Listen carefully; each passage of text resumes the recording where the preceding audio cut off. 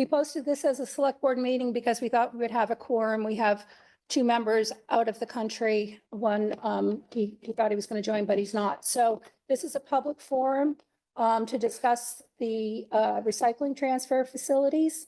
I don't need to call to order. We're not going to do the Pledge of Allegiance. Here at the table is Town Manager Chris Senior, Frank Marchione, who is our consultant and is intricately involved with the day-to-day operations of the RTF, Brian Joyce, the Director of Facilities and the Public Works. Thank you.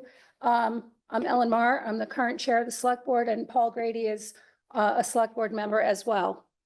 So at this point, we're going to talk about the RTF, the proposal that will come forward. So there's two basic issues. There's the creation of an enterprise fund, which is a financial mechanism in order to support the revenues and expenses of the RTF. And then we'll talk about fees.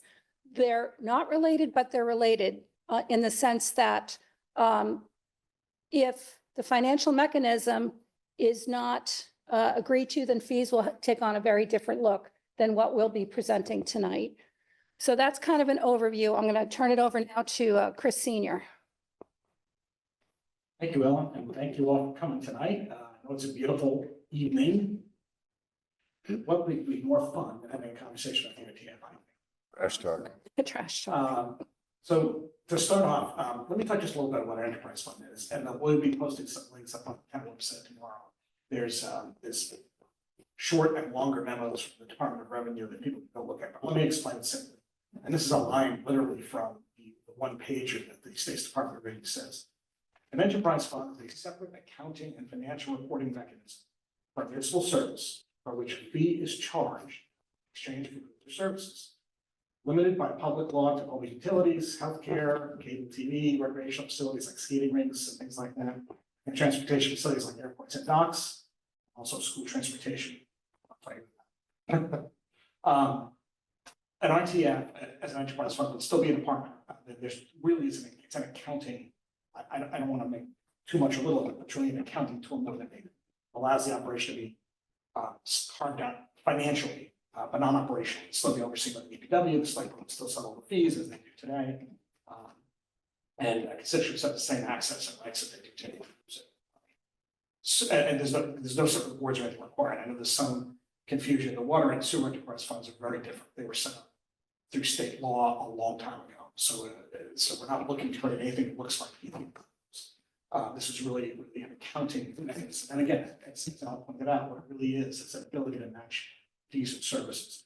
And the reason these have been created over time is really, apart from when you're running it, is something that's really a standalone, like a water or sewer enterprise fund. They're done because they're smaller entities that generate revenue with as a genuine expense time back, and rather than have them and to properly reflect or to match the fees to the costs by segregating them out, you can do that. It's done on a smaller scale all the time. Schools have many of them. They have ones for lunch, for school lunches, for transportation, for kindergarten, for athletics, and student activities, field trips. The town has some too, right here for the senior center. We have an enterprise, we have a revolving fund that's for programs. Recreation is actually on the same base. Money for fees for programs go back into paying for the programs and the support that was funding those. An enterprise fund is a broader accounting concept. What it does is it allows for things like reserve funds to be set up, and it keeps the money inside that enterprise fund. Doesn't mean it can't pay for things. Obviously, if there's services that are provided, for example, healthcare. If there's insurance that's paid for through the general fund, it will be charged back to the enterprise fund. Again, it's basically like a very robust accounting tool. As it was pointed out earlier, the reason that the fees attached are different if you have one or not is because in an enterprise fund, 100% of the money stays inside the enterprise fund. So if you're paying the removal of air conditioner, it stays there. You're paying for the throwing away of garbage in a bag, and it goes to pay for that. It doesn't go for anything else, which is again the reason that you have, for example, athletic fund, right? If you're paying for your kid to play football or soccer, the money should stay for football and soccer. It's the same concept on a different scale. The town had never done that before. And that said, things are tougher all the way around budgetarily. And as well, we had the fire last month. And actually forced our attention on the RTF and said, well, we have to do this. Let's take a look at all of the operation. How is this working? How can we make it work better? What's going to cost and how do we pay for it? And they came along with, came up with the concept of hey, it's one of these few areas that the state allows us to segregate out. It makes sense. And it also will protect it for long term. One of the things that I think everyone's noticed is that the trash industry is a little bit volatile sometimes. Glass has a very small RTF, which we'll talk about more. And so it's an incredibly valuable tool there. You can drop off your trash there, you can drop off your recyclables there. You can drop off other things, whether it be tires and things like that, and light bulbs and recyclable electronics, even appliances will take. It's sometimes faster and easier to do it some other way. It's also perhaps you have a big event, your hauler's not going to let you leave out 3 barrels. It's also become actually, which is kind of unique because in my prior community, everything was picked up, but here there's a tremendous amount of recycling. I think that the bottles are handled through the scouts, and that's becoming a really generational thing. They generate quite a lot of revenue, actually. It's a lot of work, fairness. That said, it's something that's a little unique to the way it's operates, and we want to continue. In order to do that, we have to make this viable, not just for today, but for the long term. So, do you want to keep going now, or? No, I think, We'll go to the next one. we'll go to the next one, yeah. I'm gonna go through the PowerPoint. Well, yeah, have Brian start the PowerPoint, and then we'll start going through the budget. And by the way, it's going to be plenty of time to answer questions at the end of the state. Yeah, sure. Wow, there'll be more information on the website. This is just the beginning. I'm gonna go out here. Want to stand up here, or do you want to go there? I'll go over here. You want to take a microphone now? Sure.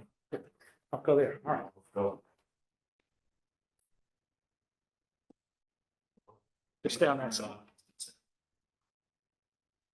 Check. Brian Joyce, Director of Public Works. So we have a brief PowerPoint. So Frank Marchione is our operations manager of the RTF. I'm the Director of Public Works. For facilities, DPW, water, I'll go to the next slide, please. Yeah, so Chris touched on the enterprise fund. What is an enterprise fund?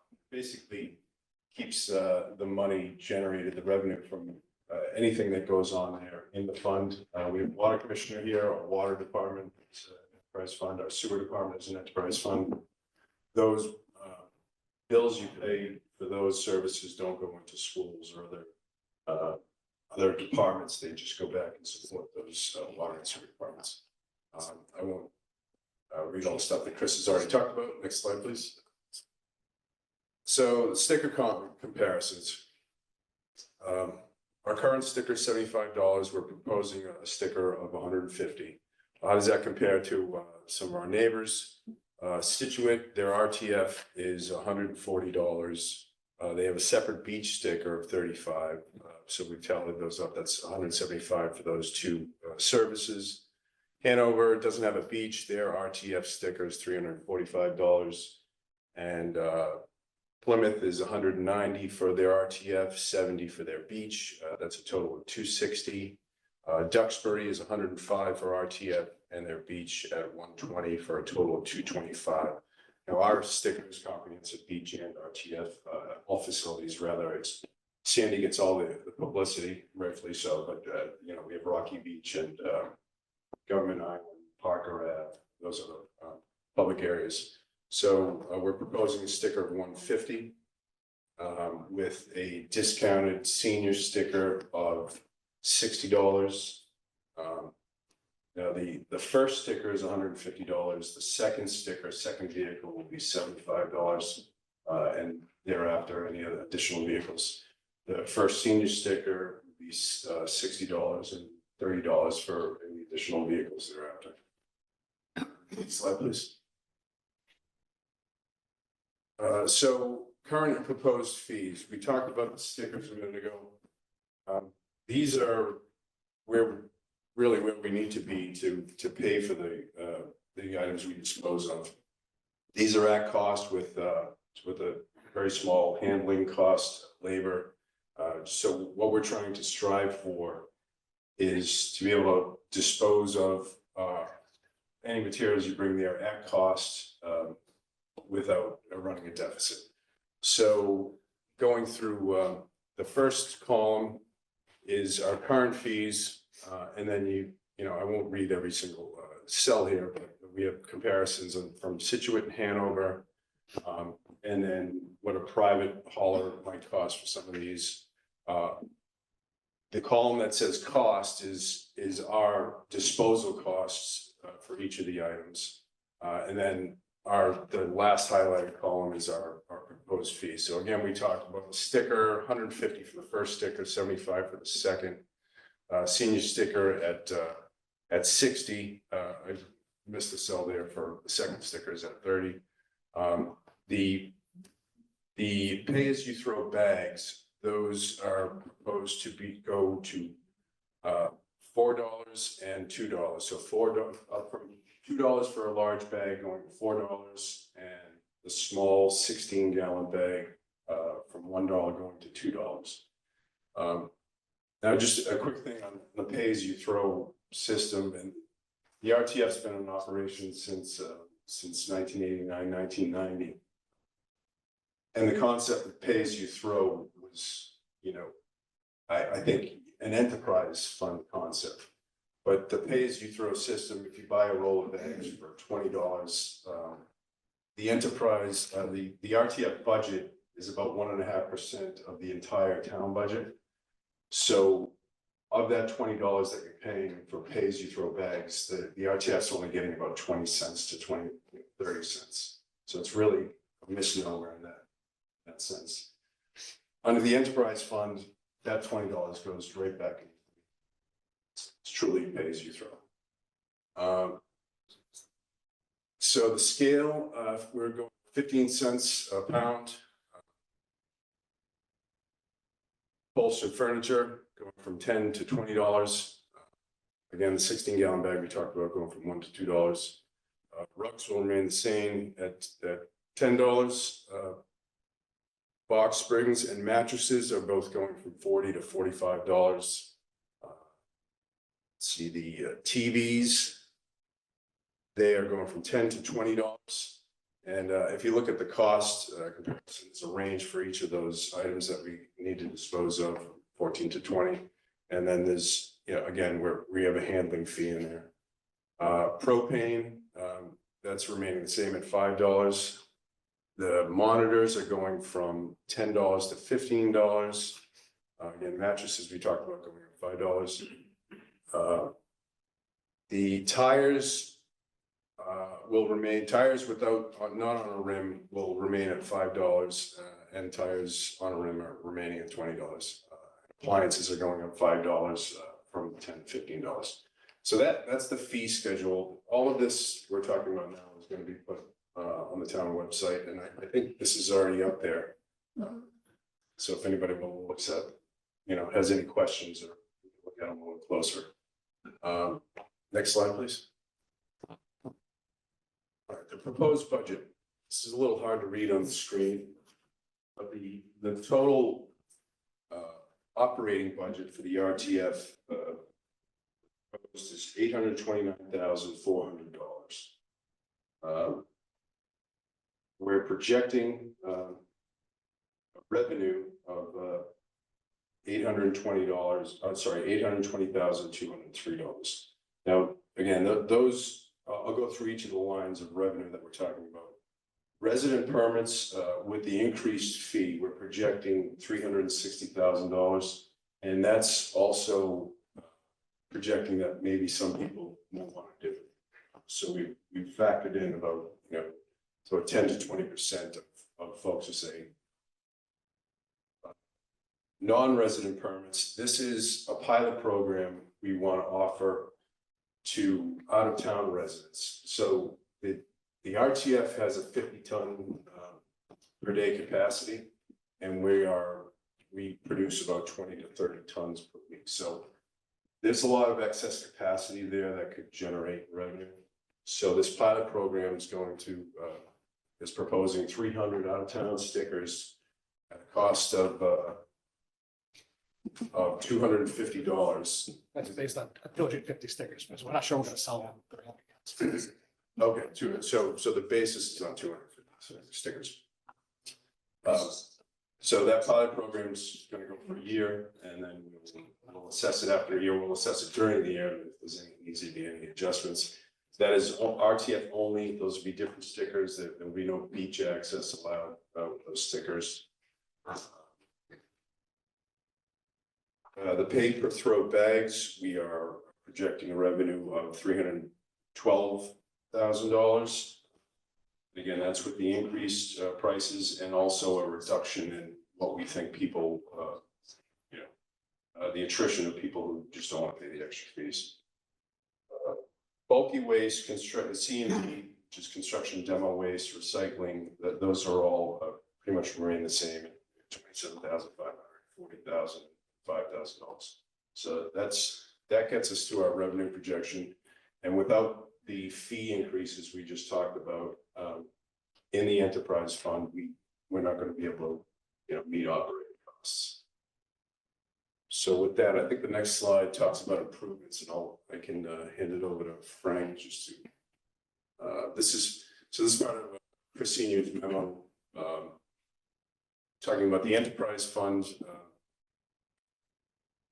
Permit fees and paper throw bags in an enterprise fund situation versus a non-enterprise fund situation.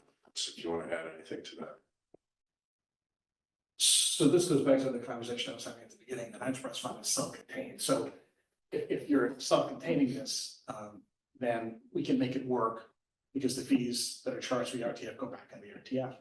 If they don't, we have a long-standing formula for general revenue. And I'll talk more about that because I know there's some questions raised, where 61% of the net general revenue, and that's after we pay for insurances and pension costs and stuff. 61% of the new revenue, the net new revenue goes to the schools and 39% to the town. That's how we base our budget. We do that every year. We have ongoing conversation. In fact, the superintendent of schools is here today, and she and I talk regularly. In fact, we had lunch at CDG's the other day, so we tested it out, and also through budget stuff. And I was in her office the other day because we talk on a regular basis, and I talk with her predecessors on a regular basis. And the school committee members on a regular basis, as this is an ongoing conversation. And last year, when we first started talking about this, I said, hey, I want you to know that if we do this, we go forward this, the one fee that's really 100% tied back, that all of it would go away would be in the bag fees. And it was about and some of the others attached, about $250,000. So we built the budget for FY26, the one we're in now, where the schools are 100% protected. So the schools would have suffered $152,000 revenue loss potentially. So we added that back into the schools. If you actually look at the end math on the sheets that were in the warrant, the schools ended up getting $921,000 from the projection of $768. That's $152,000 more. The town with $150,000 less, which meant the school's net increase was almost 4%, 3.85% last year. And the town's was 2.2. I want to make sure they were going to have this done, that the schools were going to be shielded from any revenue loss. This is forever, so that's been baked in now. So it's a permanent increase in their baseline. Because if we're going to do any fee increase, we don't need for it to go into this calculation. But as to go back to this, if you have that split, and we have to make the budget whole this year, right? So what happened at town meeting is that after this loss, the budget was built with the concept of the enterprise fund. These expenses will be out. They didn't. So we have a deficit that has to be filled at town meeting. It's either going to be filled because we carry an enterprise fund, it's going to be filled, or it's going to be filled because we increase fees. Or in a very worst case scenario, we start making further cuts, which I don't think I'm not recommending, and I don't think the select board wants to go that path either. But if we go the straight like it is today, to make the numbers up, to have this really self-supporting, you'd have to have a permanent fee of $385. And this is again just the math. And the paper throw bags, $5 and $10. We didn't get into the air conditioners and stuff like that, because that would just be, that generates a very small amount of revenue. But those are the two biggies. And and again, it's not meant for this, right? I think this is an example of how, if we really want this to pay for itself, and have it be fees, to have it stay like it is, would not make a lot of sense. Right, so keeping any revenue that's generated there back at the RTF budget, rather than splitting it. So I think next slide, we're getting into improvements. Those of you who use the RTF, you've seen hopefully a lot of improvements since the last 10 months since we had the fire. I don't know, Frank, do you want to talk about the improvements? Sure. I can use this one. Leave this here. There he is. How about a quick question on those bags? Yeah. We pay $2 a bag now, and we only get 20 cents. Bag, you said, of each bag right now. So that's kind of the split that Chris was talking about. So Not to interrupt, I don't want to be like. yeah, no. So the fiscal policy, and maybe it's like, so the fiscal policy, every dollar that's generated that goes into the general fund. 61% goes to the schools and 39% goes to the town. 20 out of $2, so we buy 10 bags for $20 right now. So if we just bring it down per bag, that's $1.20 right now goes to you. Is that, it goes to our dump? So $2 a bag. No. of $20, No. No. 20 cents. Okay, so where's the other $1.80 go? It goes to the schools and fire, police, DPW, all the other town services. So Okay. you have 61% goes to the school, 39 goes to the town, which is all departments. RTF is a That small applies. portion of Okay, that. thank you. Which is like 1.5% of all schools. And then when they go to $4, all of it's gonna go to the price. If it's voted as an enterprise fund, it stays within the fund and it's managed.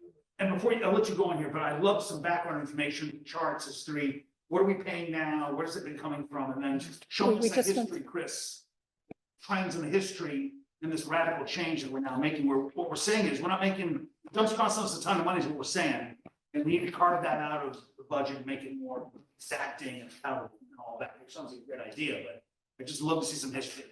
So sure, and we can talk more about that when we get to questions. Frank, talk more. I don't know, and it's a bigger conversation because it's actually the It RTF. seems like it is because. Right, it is, and I'm happy to also talk to you offline. No, So, I'm so, not the public. So I know, and anyone has a question, same answer. So let Frank talk about Sure, it. pardon me, thank you. Did you want to say something? Do you want to, Frank?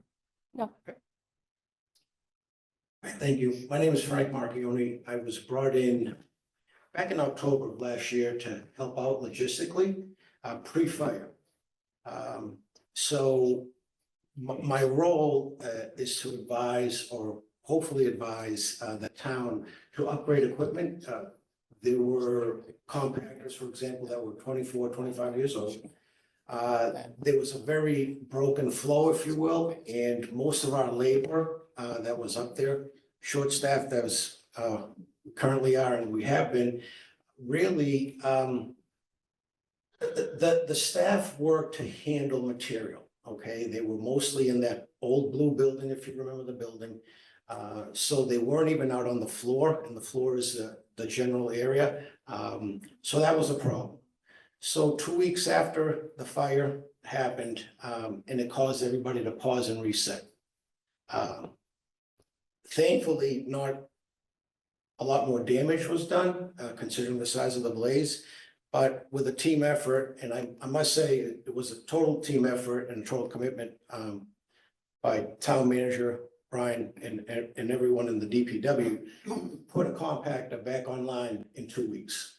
So we opened up the station and we were able to change logistically a few things, and we got the facility back up and running. For the last 10 months, it's again been a total team effort to really reconfigure and rethink the facility, and not to just get it up and running and do the same old, but what can we do to take the facility into the future? One thing that you have to understand, some do, some don't, that this is a very, very valuable asset. The DEP will not give out licenses. It's almost impossible to get a license. So it's a great asset to the town. because it does many things. It not only allows the residents to have a low-cost provider in town to bring in their trash and recyclables, but it's also, the facility acts as an equation that it balances out everything around it, okay? You have the ability to take waste bin items into the facilities that you don't have to go to an outside source. Currently, I think we have about 13 stations that take commodities, with about another 3 coming online. I think for the footprint that you have, it's remarkable how the doors have been kept open all this time, especially with the lack of staffing. It's also a juggling act to build the budget in the environmental field.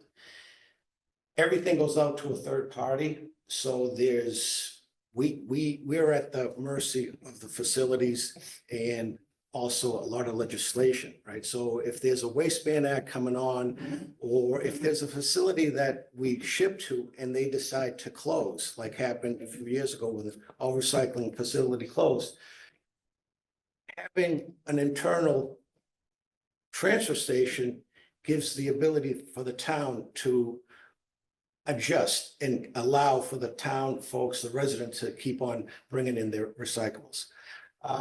There's been a lot of changes and it's a flow. If you come in, one thing that you've noticed is we put in a new office where maybe to the right of the scouts. So this office is now positioned, it's a break room, it has a bathroom, air conditioning and heat, something that is needed, not always there, but it's needed. So it's facing out. So if someone is in the office or someone's taking a break, at least they can see what their co-workers or what the residents are doing. On your right-hand side, the slide over there shows the e-waste container and the clothing container. So something else that might not be reflected in the numbers. So we did ask for a little bit of an increase on the TVs and the monitors, because we're shortly going to be bringing on bulbs and batteries. So household fluorescent bulbs, batteries will be brought on with no fee, because we have incorporated a little adjustment in the other commodities from the same vendor. Next slide. Okay.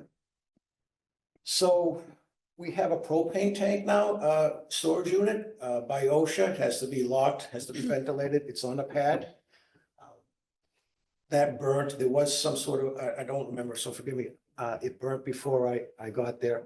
To the right, we have a storage container for batteries, household batteries, power tool batteries, things like that. And to the right of that, that was our storage. That's our office. That was brought on from the emergency management team. And that will be leaving, and we will not have a rental on that. That will be leaving by the end of the month. Just some upgrades. The facility wasn't very pleasing to the eye. I mean, it looked like a construction site. There was a lot of Jersey barriers. It was very unforgiving and very cumbersome. And, you know, driving around and trying to back your car in and looking at it, it could be a task. We went from having storage units or drop-off units looking like that to maybe now fresh paint and all new signage. Next, please. Before, this touches upon what I said about labor. If you remember, there were open top containers for your tin, and there was only one point of access to the front. Some of you might remember there was also a wooden staircase that was not always accessible to every user. So we did away with that. The glass station, the glass building is still there. And that's going to be put to use for maybe an emergency container or not. But the system, the way it was very labor intensive, right? So we're putting glass, we're depositing glass in these Tupperware bins. And then we have to go, the labor, the staff, we have to go then pick that up, turn and dump glass. It's an open top container. Not really the safest operation and definitely labor intensive. The one on the right, that shows the crushing unit that we put offline back in October. But another thing, because of the axis, we actually used to pull that out of the pit and with the backhoe, just move the glass back and forth. Again, very labor intensive and very costly to run a backhoe. Next, please. If you remember the buildings, so these are the buildings, the blue building, I think it was referred to as the blue building, Yeah. but you have, it's very strange to me. You had windows that you dropped off your recyclables into a hamper, and then the staff would walk that hamper about 10 feet over the back top of a compacting unit and then dump. Again, very labor intensive, not the safest environment, cold, not air conditioning, just not a good place to work. So that's gone. Obviously, after the fire, it was deemed unsafe, so we tore that down. That had 3 compactors. 2 of them were deemed unfit, unusable, not worth to reinvest any money, but we did pull one out and we refurbished it. And you'll see, next slide. And this is the compactor that we put right away. What we did is we commingled the paper and the cardboard. It's a cardboard load, but we were able to work with our vendor. And we got this online in 2 weeks, and that's a shoot. We open it up. Again, the residents deposit their material. Obviously, if you need help and you have big piece or whatever, we're there to help, because now we're free of doing, tasks that we shouldn't be doing and actually helping and providing customer service. On top, that's what's called a 35-yard self-contained. So that unit, because of the footprint, the compacting end is actually attached to the container, and that's for our plastics, because we thought it would be prudent to have a self-contained, because it's a very diverse container. We can use it for just about any commodity, but when we were pulling out a 40-yard container of plastic, picture all these bottles with the wind up there, they would be going into the old landfill and into the grass. So again, labor intensive, we'd have to go out and collect. So the self-contained is again on a stop-start button that we operate. It has a chute. Again, the residents deposit and we just press the button and off it goes. On the right-hand side, so we were able to purchase these roofed recycling containers, a 30-yard capacity, one for tin and one for glass. And they're slotted, they're opening, so you open the door and you fill as you go along. And we put an ADA compliant ramp. So unlike the stairs or unlike just the one access point in the front, you now have the access for the whole 30-yard container. It's the same size, but we're getting more volume because we're filling it more correctly, more evenly. And those are on the concrete pad that used to house the blue building. We have what's called these guide islands, so the containers are placed correctly each and every time, so there's no worry about damage to the ramp. Signage, you can always use more signage in a facility. So the signage hopefully help just direct, but it's really now we've been able to do with the labor force, we've been able to work, to do the job of customer service and helping out the residents and paying attention, because, we want to make sure that we're throwing and depositing the commodities in the right bins, because there's surcharges. If we throw, I don't know, if we throw ceramic in the glass container, it's a surcharge. So we're trying to pay attention more and just try to keep the safety as best as possible, because it is an industrial zone that has heavy equipment and there's a lot of residents walking and there's a lot of cars. So. Yeah, if I could just jump, so just one thing on the automation. So happy that Frank came on and looked at this operation with a new set of eyes. So the RTF was over 30 years old, and The reason the blue building was there was the compactors back in the day had a 15-foot or 10 to 15-foot piston to do the compaction. And it wasn't safe for the residents or the customers to go right up the hopper and put it in. So staff for that whole time were taking product, walking it, putting it in, and it's just that labor intensive nonstop action all day.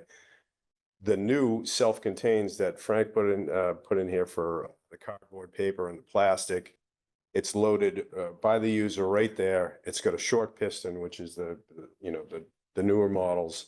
And the compaction is actually made by the product once it fills up, right? That, and then, you saw the picture earlier with the glass and the tin cans. The wind up there is it's got a huge fetch across the old landfill. There's wind blow debris all over the place, but these self-contained people, again, are putting it off by themselves without having to go upstairs, and you don't have that wind blown debris. And everything is OSHA compliant. I mean, if you see the height, there's certain heights, just like if your home railing on your deck, you have to be a certain height. And some residents can't do it, can't reach it, which is fine, still bring your material, we'll help you. But we had to have a certain height. The Jersey barriers were replaced by railings just to make it a little bit more pleasing. And correctly, keeping folks from going where they shouldn't be going.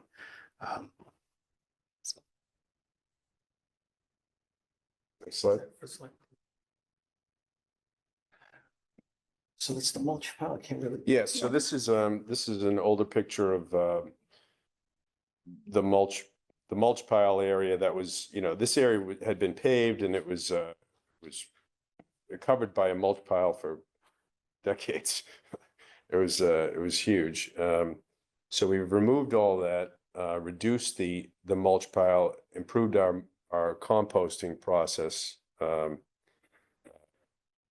And hopefully the finished product will prove out in a year or two to be a better product. But at any rate, if you go to next slide, you can see how this has been repurposed, and it's going to be, let you talk about what it's going to be for. So if you remember, there was really about 10,000 square feet of unusable space. There was debris, there was dirt, rocks. So Chris at one meeting said, I'd like to do an RTF village where we put some commodities in an area so it could be a little better experience and whatnot. So we thought about it, say, okay, why not repurpose that area? Brian got the crews and we dug it up. There was a lot of things buried. We dug it up, we leveled it. And about 2 weeks ago, we paved it. So that far area, completing the circle, we're going to have the Scouts building, the boutique, the e-waste container, and the clothing bin. And another thing too that we'd like to put over there, from time to time, a lot of groups use the facility to fundraise or to promote some activity. Right now, they're setting up shop almost to the entrance of the trash trailer, which is not good. It's not safe. So we hope to move them over there because there's enough frontage that you won't need to drive over there. Because again, driving, it's a loop, and we hope to make sure people follow that. But that's going to be our RTF village. And it should come online after it cures. Gotten a lot of requests to bring the boutique back online. We did get a container, a gray container.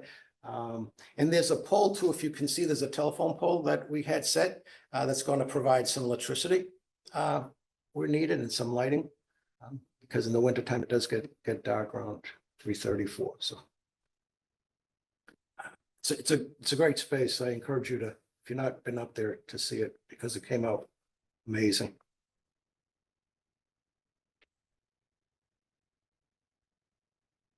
Kind of wraps it up. Yeah.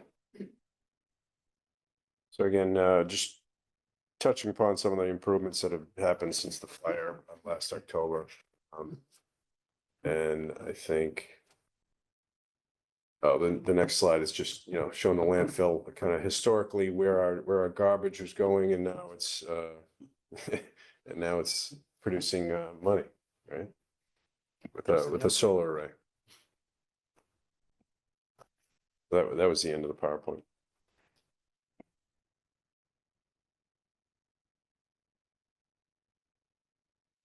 Any questions?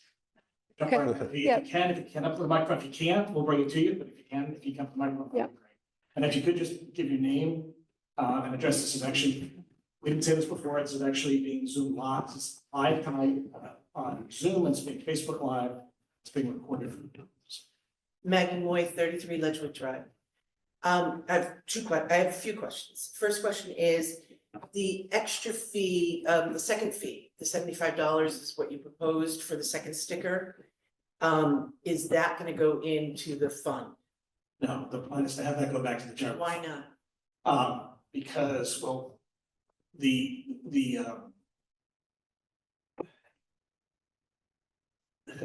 one of the things we've never done with the fee is separate it, right? So this is a clean segregation. So the first fee, the top fee would go to the RTF because it would support that. That said, the town also paves the beach and it maintains a lot of other facilities. So the revenue comes in. And by the way, that general revenue is historically been split, so it'll still be split as it always has been. So we're not gonna, there's no plans at the moment. It's like we're wants to do something with that, to segregate it out. But then the second fee is the same price as today. We're not changing the second fee. Is it legal? What do you I mean, you're changing this to a fund, so if we you said that everything, all the stickers for the, has to go to the dump. And if it doesn't go to the dump, then you're saying that a second fee, so there's the $75, we're just gonna call it $75. You're saying that that's gonna go into the general fund. And so therefore I'm thinking, well, now you're mixing money.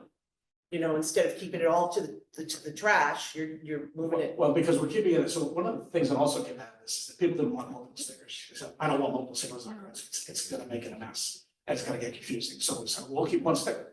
Okay. And most people don't buy a second sticker for the dump. I'm not saying that most don't, but everyone has used this. So most people buy a second or third sticker, it's for the beach. That's typically what it's for. So it made sense to keep it flowing as it always has that way to the general fund. Because, you know, it's not a purely scientific split, right? But if you're buying a primary sticker, you're probably gonna use it for everything. And a secondary sticker almost always is for parking. I mean, I'm not saying it always is, but most of the second stickers. So no matter if someone doesn't, say someone gets their trash picked up, they're still gonna have to pay $150 because that's gonna be their beach sticker as well. That's the point. That's the proposal. That's the proposal. And again, remember there's other things than the RTF too. All the garbage that gets picked up in the village, that gets processed to the RTF, and that's partially subsidized by the sticker fee too. Okay, and then when do you project this to happen? Is this gonna be like next April? Yeah, so the current stickers stay good, and this won't go into effect, again, depending on the site. And when do you expect the bag increase, the same time? That's. Yeah. So the select board wanted to hear from the public. We had a presentation at our last meeting, and we will have a full quorum on September 9th. After this forum, after there's a few more planned, after we get more feedback, we'll be voting on fees. The stickers will be next March, like when we all renew our stickers regularly. The bags would be immediately They would be immediately upon this vote. Is that what you're saying? upon the select board vote on September the 9th. Oh, September 9th. Okay, so no matter what, the bags are gonna go up, no matter what. And as the fees as well, like for the mattresses and things like that, will that go up automatically on the 9th? Well, depending upon the outcome of the vote. Right. So, I'm just saying the yes, vote. yes, The vote. yes. So it won't be the decision on the fund won't happen until the following sticker year. The decision on an enterprise fund will be special town meeting, November 3rd. But it won't go into effect until. It won't go into effect until the next cycle for renewing your sticker, your all facilities sticker, which is March. Thank you. We have one person on Zoom. Okay? There, a name and address? My name is Alix White. I'm at 25 James Lane. I'm currently in Northern New York, but I'm so happy to be with you. I wanted to say I am absolutely thrilled at the improvements that have been made. My husband, David Bigley, and I served on the recycling committee when the town landfill closed, and we had to start recycling. And everything was it was very piecemeal. We went to town meeting for the compactor for the glass. We went to town meeting another year for the compactors for cardboard and plastic. And there was no guarantee that we were going to get any of that. So we built the recycling system, and we knew it wasn't paying for itself. And the enterprise fund is a very good idea. What I'm most concerned about is adding in other people, other towns. I think we need to see how we do with these raised fees, get the glitches ironed out, and see what we can add in. I would not include out of town residents at this time. Thank you. Thank you very much. Is there anyone else who would like to come up? Mr. Jenkins, and then we'll go to Mr. Ashton.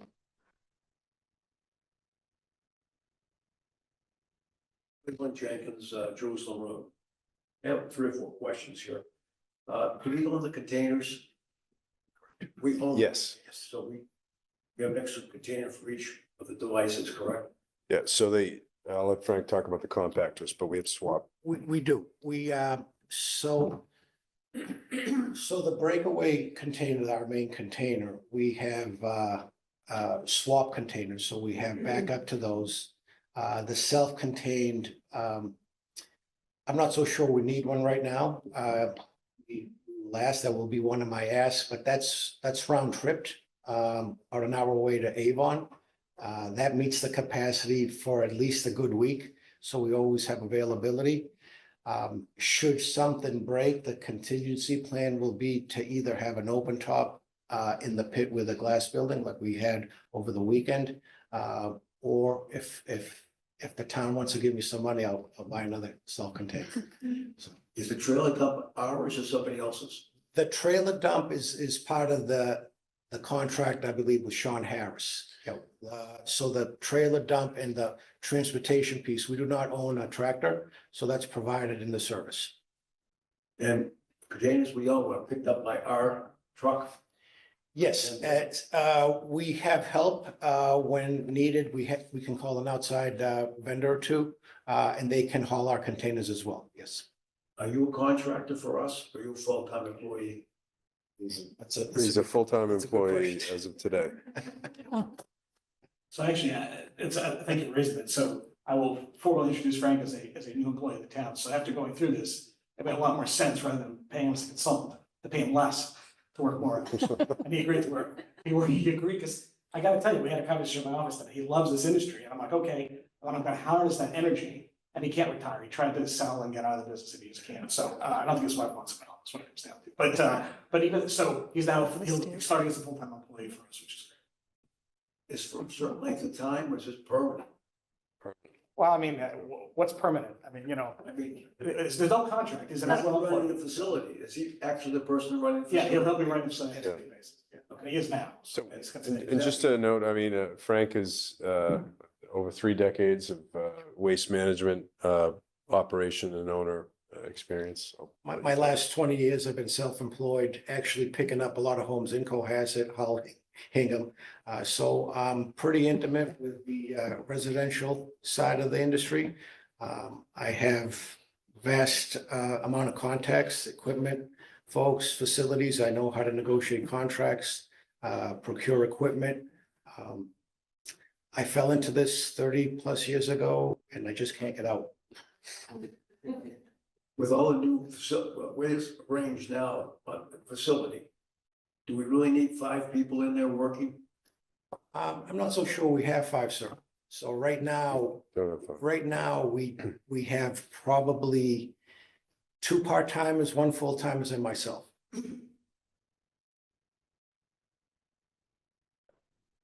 But how many employees do we actually need?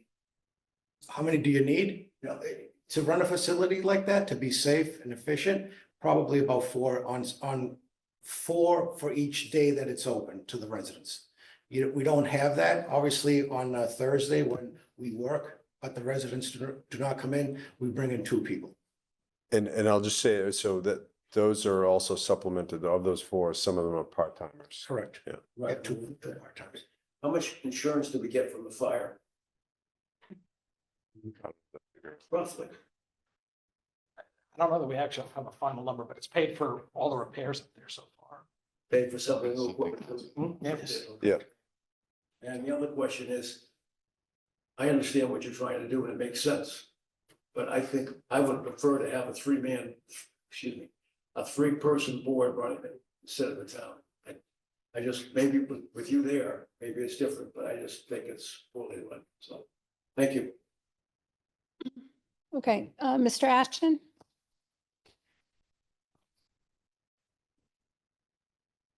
Will Ashton, 125 Down Street. So historically, the RTF has been funded within town budget, like we discussed today. It seems like the argument for the enterprise fund is that the town budget can't cover those costs any longer. Meanwhile, Cohasset's in the top 10% of spending per capita in the state as a town. And over the last 5 years, 3 budget items have increased $1 million more than revenues have in the town: police, town manager, and chief technology officer. Given those facts, why should the town support a fund that increases fees just to cover the deficit caused by this exaggerated budget growth? Thanks.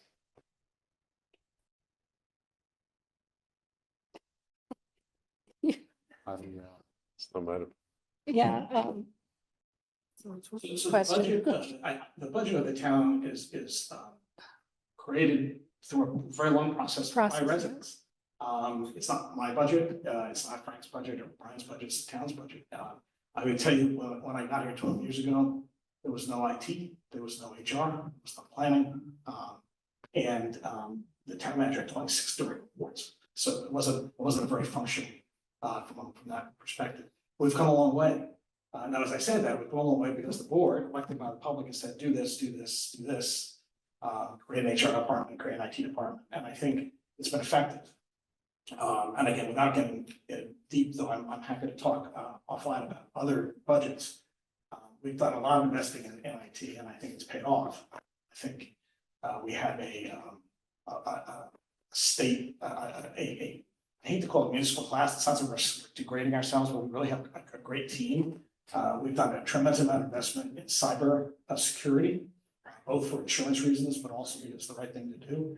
We train ourselves, and there's all kinds of testing and training. It's not on a regular basis. I've learned to click on basically nothing.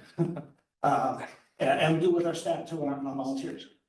So the increases have been because the world's different, and I think the residents expect a high quality product. And at the same time, I think we're one of the lowest per capita staffed towns, but we're doing everything in a small town of our size. We're doing big town stuff because this is what people want. They want their own sewer, they want their own water, they want their own school system, and they want to run world class. And to have a AAA bond rating, you need to have a AAA support for it. Now, as I said all that, all of us do what all of you want. I mean, it's not, again, we're here to make it, to give you the best value possible for the dollar we give. And again, it's not cheap. I'm not suggesting that it is. That said, I think we've done it really efficiently and really proactively. And again, this is part of it. This is one of those areas where we have a limited tax dollar. We've not sought a 2.5 override in the dozen years I've been here for general operating purposes. And part of it is by finding contingencies in places where we can squeeze and stretch and say, well, is this the most efficient way of doing this? This building was a partnership. We kind of didn't build this, we did buy it. There was a big debate over there too, and it worked. So again, I'm happy to, anytime you want to come by, I'm happy to talk about budget. But I think that this particular opportunity is a smart financial one. Again, asking people to pay more is, I don't like asking people to pay more. I don't like to pay more.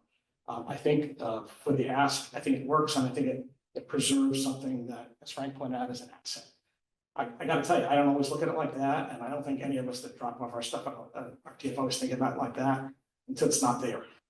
And it really is, and it's not just a resource for throwing stuff away, but we process a lot of materials through that. And when the boutique is back, and we're very excited, by the way, about having that go back online, there's a group of residents that are gonna help volunteer up there.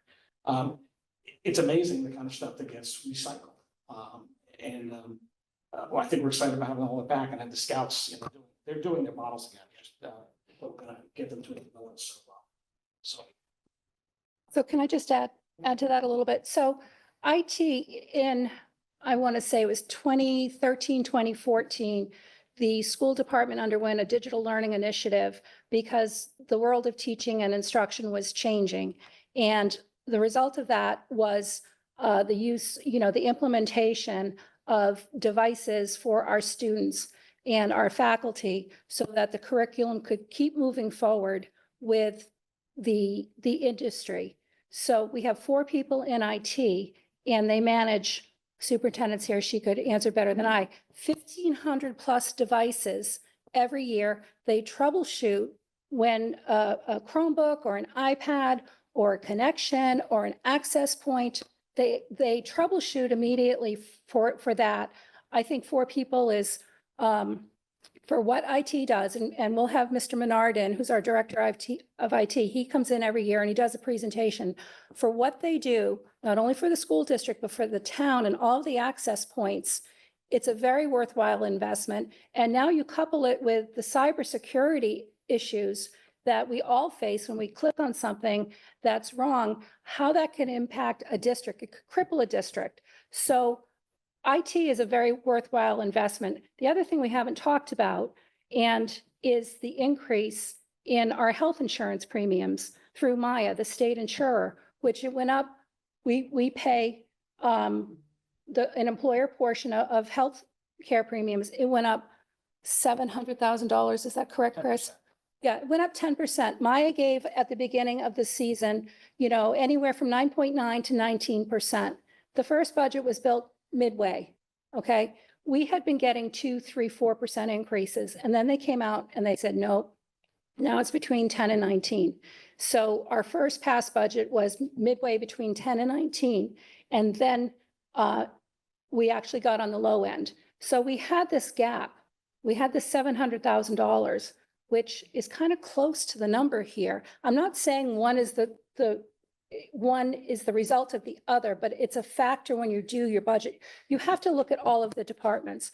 So we have a health insurance premium for all of our town employees that went up. In terms of the town manager's office and the addition of the HR department, HR is more important than ever in terms of hiring practices, in terms of how you handle employee relations, in terms of your policies, in terms of your job descriptions. And it was something that, and I can say this because I've lived here my whole life, we just kind of went by the seat of our pants. So now we have a very formal process, a formal department, and it's professional, it's well done. Again, we just had a presentation 2 weeks ago on the employee handbook. So it's not something a town can do without. And with regards to our cost per capita, we have a very low level of population compared to some of our neighbors who can spread the same costs. One town manager across 10,000 people or 24,000 people, as in Hingham, is a lot lower per capita cost than one town manager in Cohasset across 8,500 people.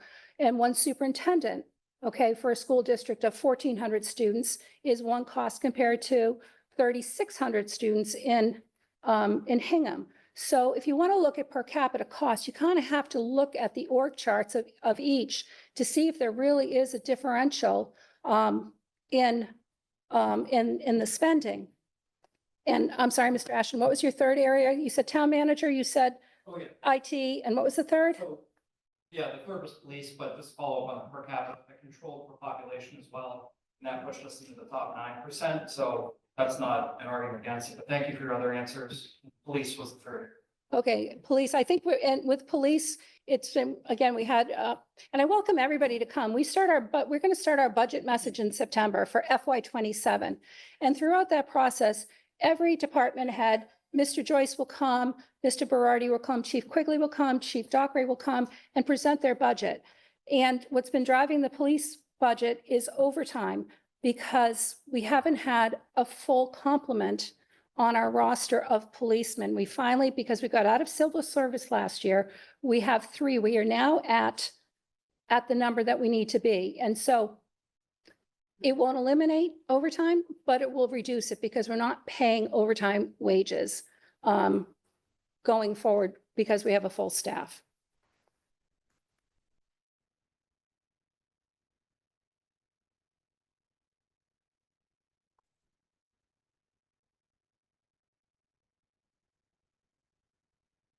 Dan Tarpey, 12 Base Lane, thank you for doing this. As you all remember, this came up to a vote at the last meeting, and it was voted down twice. I have to ask myself, why wasn't a public presentation like this done before that vote? We asked for the town support, select board voted for it to support 5-0, advisory board 7-0. Yet none of this information was available to the people in town prior to it coming to the town meeting. Should we answer that? I can. If Okay. you'd like, I'll be here for a while. So Okay, go ahead, Mr. Grady. Fluid. fair enough. All right, Okay, fluid, that's- Tarpey, and should have. Fair enough. For years, the RTF has been funded year in, year out by a combination primarily of tax revenue and fees, whatever fees they got after the split was between the schools and whatnot. What happened to that tax money? The money has always been earmarked to run the RTF until now. So where did it go? Is my question.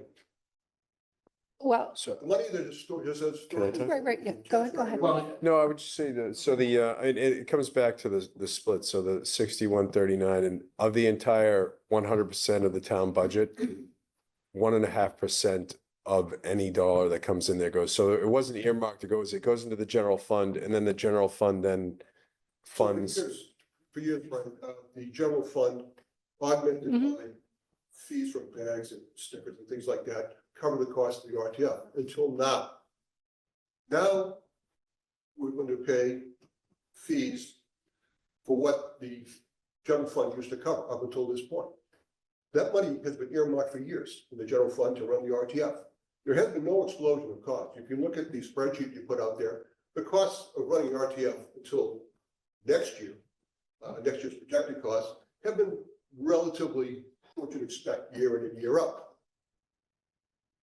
So what happened is that there was a budget shortfall elsewhere, not in the RTF, and you use that money to plug that gap.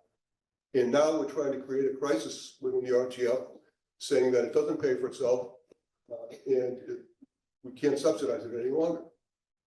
That money that was earmarked for the RTF year in, year out, went to fill another budget gap.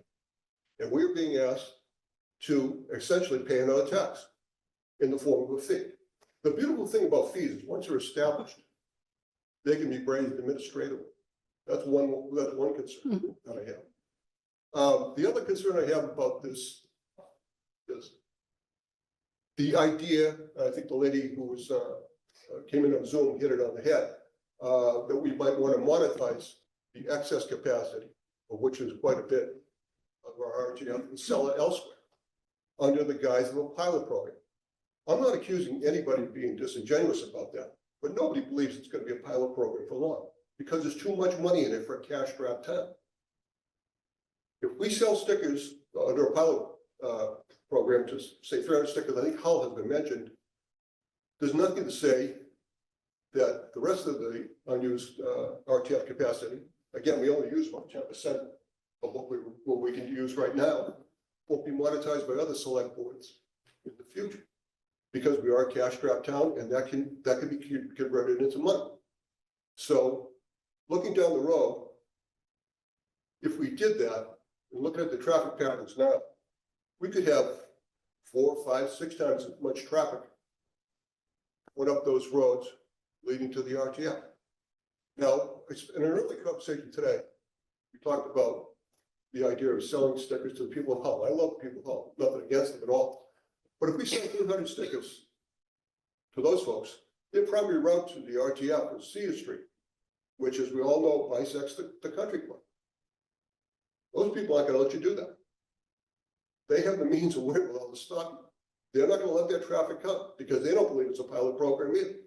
It can be expanded, once it's started, it can be expanded. So the big question here, or one of the big questions here about this initiative is whether the town of Cohasset wants to have their RTF turned into a regional transfer facility. Because that possibility is there, once this gets voted on, at town meeting. Thank you. Okay, Thanks. so, Mr. Tarpey, to, answer your question, where did the money go? I think I answered it before. It was the health insurance premiums, and we could have taken 700 and chipped away at every department and cut every department. But much like water and sewer, this made sense for us to do this because there aren't very many other departments that we already have a sticker. So having a sticker is not new. We already pay for things. We already pay for the bags. So we're already funding it into the general fund. And all we're saying is, let's fund it into its own fund. So it pays for itself so that we don't have to cut into other departments to fund it. But it is a capital tax increase under the guise of a fee. We've already paid for that year in, year out. Our tax dollars have funded the Yep. RTF. Yep. And now, in addition to that, we're gonna pay, for me, I'm a senior, so I get that covered Yeah. break. For me, I figure about $300. I mean, no big deal. But for a young family who doesn't get that senior discount and uses, perhaps they've got 4 or 5 kids and uses more bags than I do, 500 or 600. Mhm. And it is a tax increase. And it was kind of marketed incorrectly as an RTF problem, that we're subsidizing the RTF, cost of explosion. None of that is really accurate. We needed the money to go elsewhere, which we understand. I understand about the health Okay. insurance. I understand that money is needed everywhere. My big concern is that going forward, that this does not become a cash cow for the town. And we use 30 tons of trash a week organically, and we sell 150 tons of trash a week to outside haulers coming in and then creating traffic that we don't need in our town and creating what is really going to be at that point a regional transfer facility. Are we? There's no such We're thing not- as regional. Yeah, no, I understand. Yeah, so the current infrastructure doesn't allow for haulers. It would just be residential trash. That's the proposal. Well, I understand, but once enacted, it can be changed administratively, whatever, going back to the voters. One other quick question in terms of. Well, that's not entirely true. So the RTF will come in front of town meeting like every other budget every year, just like the water and sewer. Excuse me. So town meeting will waste every single year on what gets spent, and any borrowing that has to be done. And you can't approve you're not gonna buy a compactor with cash. That would have to come in front of town meeting, get a 2/3 vote. So so it's important to know that this is not something that can be done in the dark of night, besides like select board meetings or in public anyway. That said, the big stuff has to go to town meeting. The budget has to get voted every year. And any capital, we're still required a 2/3 vote, and it's gonna be any borrowing, so those things still remain. I understand, with the budget transfer that occurred, or is in the process of occurring by shifting those tax dollars previously earmarked for the RTF to another entity in town, was really not transparent. It was pretty opaque. And then again, it was done under the guise of a crisis at the RTF, and we have to subsidize the RTF because we're hemorrhaging money there year in, year out. Not entirely accurate. Well, Mr. Tarpey, I will say this, I know you well, and thank you for everything you do. If you looked at the analysis that they put together, Brian and Chris, and what we're trying to do is keep costs down. If you look at the pros, I mean, the fees are gonna have to go up. We know that. I mean, there's nothing we can do about it, and that's to meet the needs of the town and our other obligations. But to leave the RTF as it stands, if you saw the analysis of what it had to, would have had to go up to, and what the fees, the sticker fees, the ancillary fees, like the air conditioners, and so, in looking at this enterprise fund, would it have become something if we had another fire? No one's saying yes, no one's saying no, because we don't know. At some point it may have, but we are trying to keep costs down. You're referring to as a tax increase.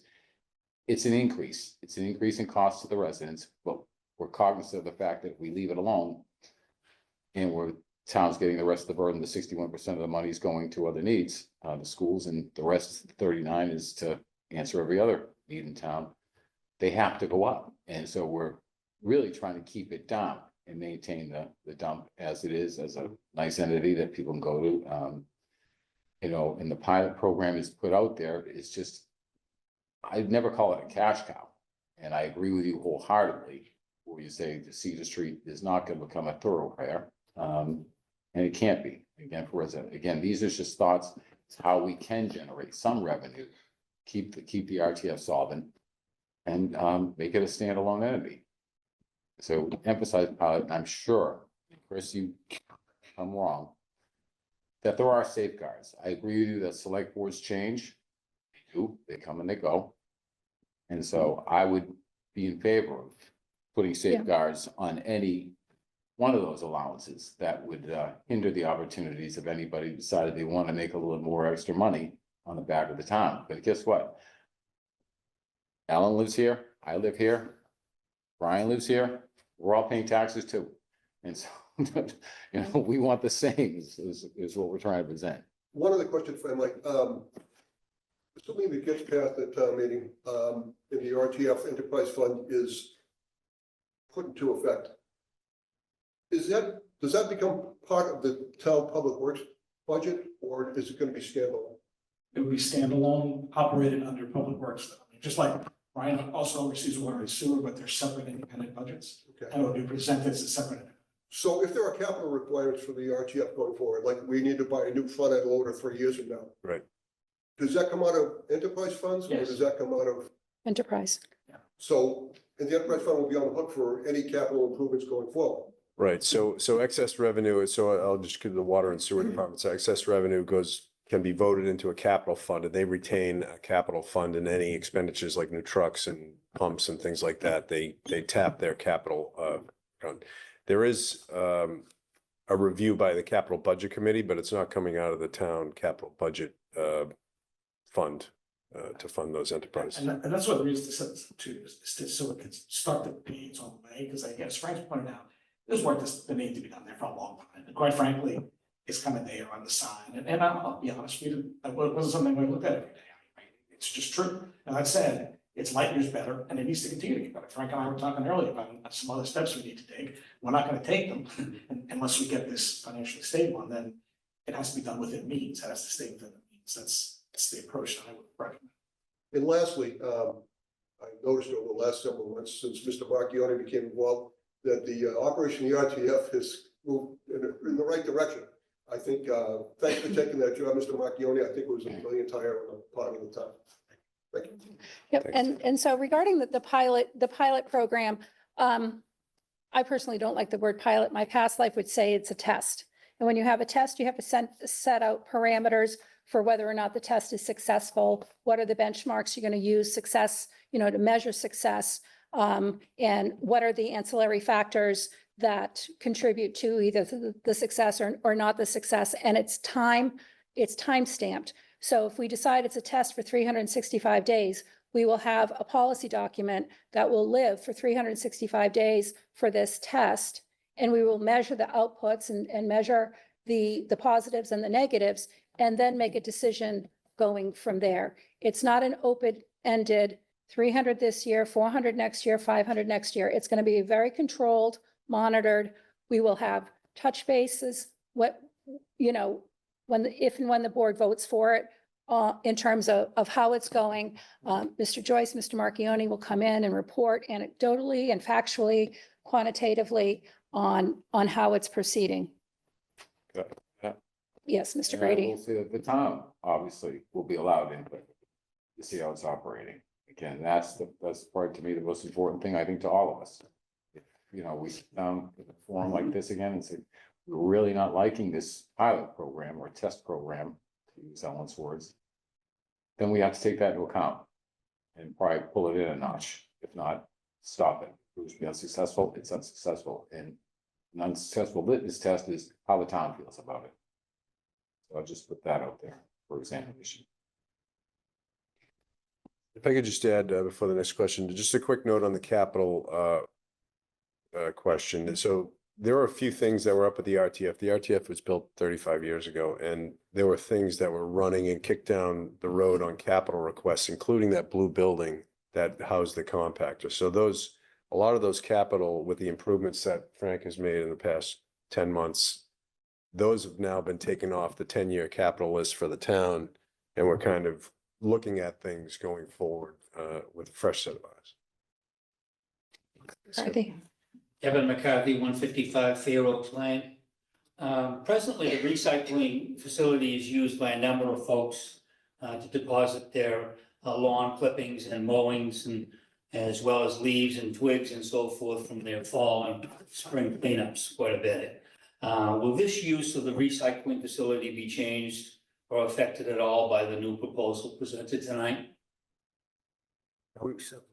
We talked a lot about that, so we're still gonna take in leaves and grass clippings and compost them. We did talk about there is a cost associated with that composting operation. When it builds up, we need to remove it off site, or so it's not part of the fee increases that we're looking at here now, but it will continue to be a service. So there may be an additional fee to deposit your lawn clippings and so forth. Is that what you're saying? So as you know, we had, I want to say 300 cubic yards up there at one point, which was just a mound. That's not sustainable. We can't get to that point again, especially when we're gonna have the Boy Scouts and the boutique in the area where the pile was before. So we're looking at vendors that will take it off site at cost. That's kind of where we're at right now, or we can store it in other areas in town. But So it'll still be allowed to be done, except that there may be a charge. Is that what you're saying? not Not currently this time. proposed. The goal, Kevin, is to keep it free. Yeah. And we may try to do creative things to do that, and including finding alternative vendors to take it away and do it themselves. It wasn't being done well. Right. And we had a big giant pound can of it. That's it, the goal is to maintain it. We still have the brush days, you can still bring your stuff, it'll still be chipped. We're gonna ask people whether you do it though, make sure you know that you've done a little bit of screening, that there's rocks and stuff like that, it's bad for the equipment and people. So we'll just ask people, when you bring your stuff in, just be a little careful with that, that's all. But we wanna keep doing that. Thank you. Yeah, Thank you. and just every commodity up there is, we're subject to other markets, and so we're constantly looking at all the commodities up there. And we'll assess them each year when we come in to report. Ms. Jenkins? Leonore Jenkins, Jerusalem Road. I have a concern about one of the responses that was given to Mrs. Moy, where you said that the fee for picking up the trash around town will be taken off of the sticker fee of the residents. Does that mean that the schools and the town will not be paying for any of the dumping they're doing at the dump? Now, we still do a different, so we have a system with yellow bags, but no, the schools, by the way, have a different system anyway, they have their own. Yeah, the schools have their own dumpsters. Because of the volume and the type of waste they get rid of, it's not household waste. Stuff that we process goes to the RTF, but it's less expensive to run through the RTF than if we had to pull up dumpsters and ship it out of town. I'm sorry, if I was in the point is that it's cheaper for the town to run it through the RTF, which we still pay for, than it is if we had to do dumpsters and use private. I mean, the town is going to be paying into the enterprise fund for, what is it, their bag? We pay for bags now, yeah. But you're using different bags, you're not using blue bags. I don't think yellow bags. Yellow bags, Yellow yeah. bags. All right, but the yellow bags that you use is going to be going into the enterprise fund. Mhm. Okay, and the schools, Well, they don't send stuff to the. Yeah, the schools don't send anything to the RTF. okay, so if it's anything coming, it's all town departments use yellow bags, it's going to be going through. Correct. But what about that other thing you said about picking up trash around town? Again. Those are yellow bag waste as well. But you said that's coming off of the sticker fee. I don't know Yeah. if they said that. Coming off the sticker. So the yellow bags, so all of the with the exception of the schools, all of the trash is collected by facilities and brought to the RTF. And all of the town barrels you see in the village and in other places around town have yellow bags. Those go to the RTF as well. Oh, okay, but it's not coming out of the sticker fee, it's actually, is it part of your budget? Is it listed in the budget? I couldn't tell. It is, As revenue? No, because the town is paying, the town wouldn't buy their own bags to dump at the RTF. I mean, right now, Brian's team is emptying all the trash cans around town, except for the schools, and bringing it to the RTF with yellow bags. The yellow bags, correct me if I'm wrong, Brian, are part of the RTF expense line, right? right. So the town talking isn't about buying expense bags from themselves to dump at the RTF. Yeah. So you're charging us money to put our bags there, but you're saying it's part of the town expense line, so it doesn't go into the enterprise fund apparently, if it's your expense line for the town. Because it's an expense. Okay, so it doesn't come in as revenue to the RTF. Right. Sound system. I'm confused. And if it's an enterprise fund, you know, it should be coming in as revenue. Because you're paying water and you're paying sewer. But then you're saying you're buying your bags on your own and your own. So the town should be department. charging itself to Well, do wait, town you're saying services? you want this as a separate fund, you want this as an enterprise fund. It's not part of the town anymore like that, if it's an enterprise fund. So what would you have done? Well, I wouldn't take, you're saying the charge to put the bags into the dumpster is coming out of the fees that the rest of us are paying. But these are town employees picking up the trash, Ms. Jenkins. They're picking it up and bringing it up to the RTF, and the town is paying them. So Yeah. I don't know why you'd want to do that at cross purposes. These are DPW employees. Am I incorrect, Brian?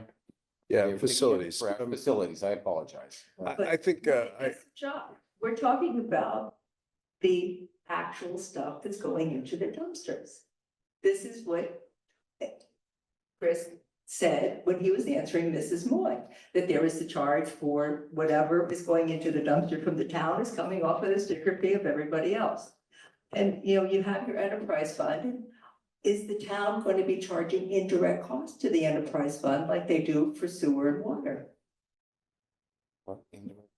so The the, cost of the yellow bags. Yeah. You know, the indirect cost. yeah. So, I mean, I'll give So another the, example of it. there is an administrative cost line in here for employee benefits, because they have to be captured if there are any employee benefits.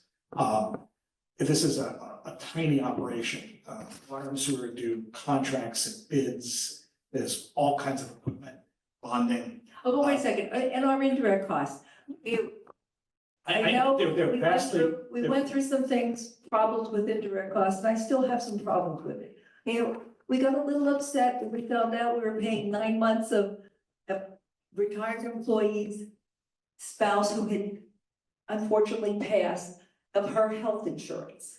Okay. But it was an indirect cost and it was tough. Then there was the employee who resigned 4 months before the beginning of the fiscal year, but it wasn't taken out of the budget and town meeting voted for it, so we didn't Ms. really Jenkins, pay we're it. talking about the RTF. But Yeah. we're talking about indirect costs. No, You we're wanna know talking about the indirect RTF costs? now, Ms. Jenkins.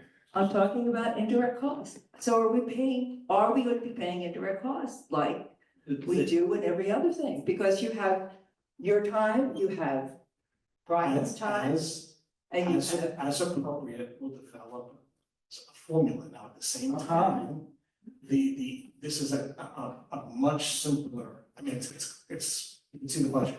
It's a simple operation, and it doesn't require the same degree of oversight. It's gonna get it through public works and so Brian's time. So anybody, and Frank is gonna be a full-time manager on site as a staff member being paid by the fund. Right now, the water department contracts 100% for outsiders to run the fund, and the sewer department contracts 100% for outsiders to run the fund. So in this case, the fund is gonna pay for itself to manage. Might there be some costs that are shared, insurance and all that? Yes. And as we develop those, we'll most certainly display them. At this point, we have to go through and figure out how to carve that out. We're not talking about a lot of money here. And again, we want to point out, it's not gonna be cash. Okay, but no, but you Only charge also, that. you also have the cost of the people who are being involved in selling stickers. So, the hope on that is that, well, the clerk's gonna get on the new, I think a new way to sell stickers, which I think will save funds. That's it, you're asking a legitimate question, it's roll out over time, and I think we'll have to evolve that, and figure it out. There won't be any real billing done through this at all, because it's a simpler operation. That said, fair cost that should be applied here will over time be applied here as appropriate. And it's something we have to look at. It's a fair point. At this point, the primary, and I say administrative cost, it would be the cost of benefits. And those are, we have an estimate, 'cause I don't know what that's gonna be, but we estimated enough in here to cover that. And if we don't spend it, we don't spend it, that's great. And then we'll go over time and see how much time is needed for other things. Okay, now about financial reports, according to state regulations and town bylaws, there's supposed to be monthly financial reports that are open and available to all people in town. Unfortunately, we haven't had that for about a year and a half with our enterprise fund. So I'm grateful that we have a new town accountant starting September 2nd, exceptionally qualified, have a lot of experience in the municipal world, as a wizard at our particular software.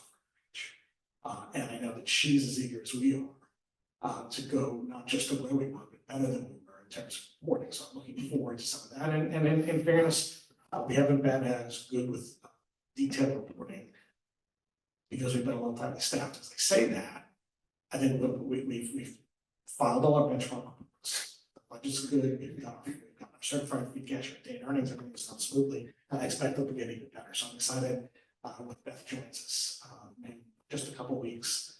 I'm optimistic, and I'll make sure this time to meet with the sewer and water boards to make sure that we're not only giving reports that are accurate amount of time, but also as robust as we need them to be. So.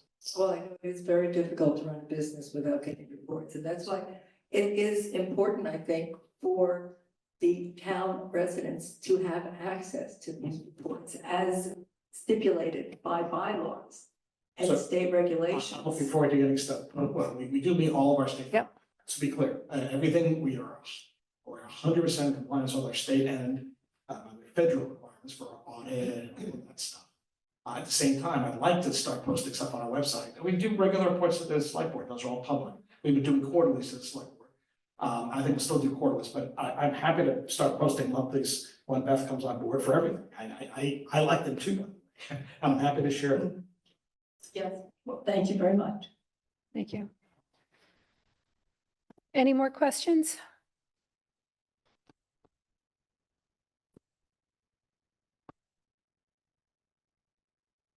Callahan at Beach Street, and I just want to thank you all. I mean, I've been up to the RTF. It looks fabulous. I'm so proud to be a citizen of Cohasset and to have that kind of facility. And I know you've worked really, really hard. So I really want to thank you and I appreciate everybody's efforts.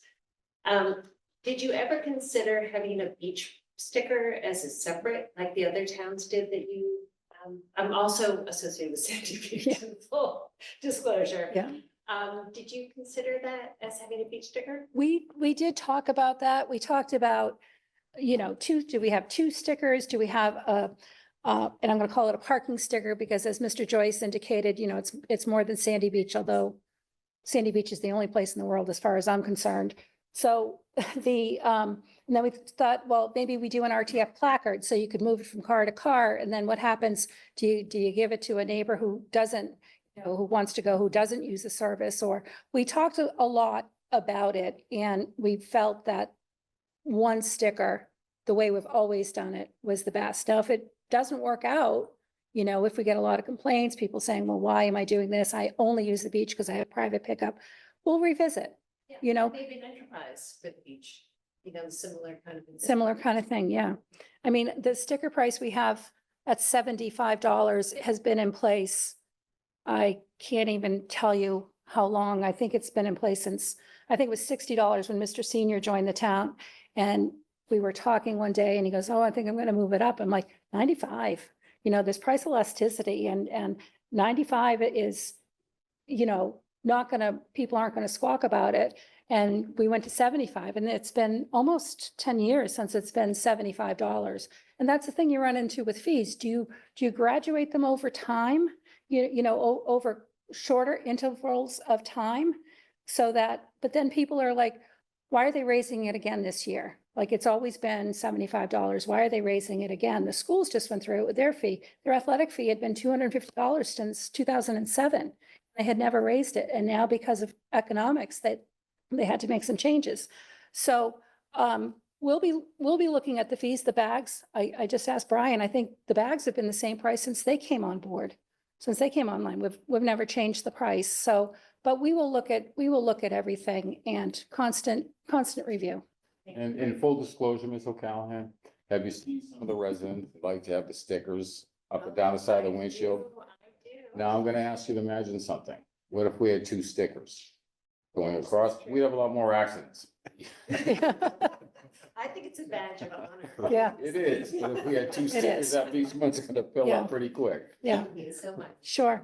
So if there aren't any more questions, I would just like to show everyone and everyone who's watching one thing. Kevin, if you could go to the Town of Cohasset website.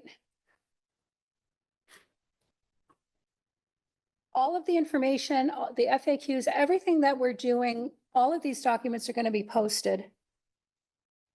And it's 2 clicks to get there.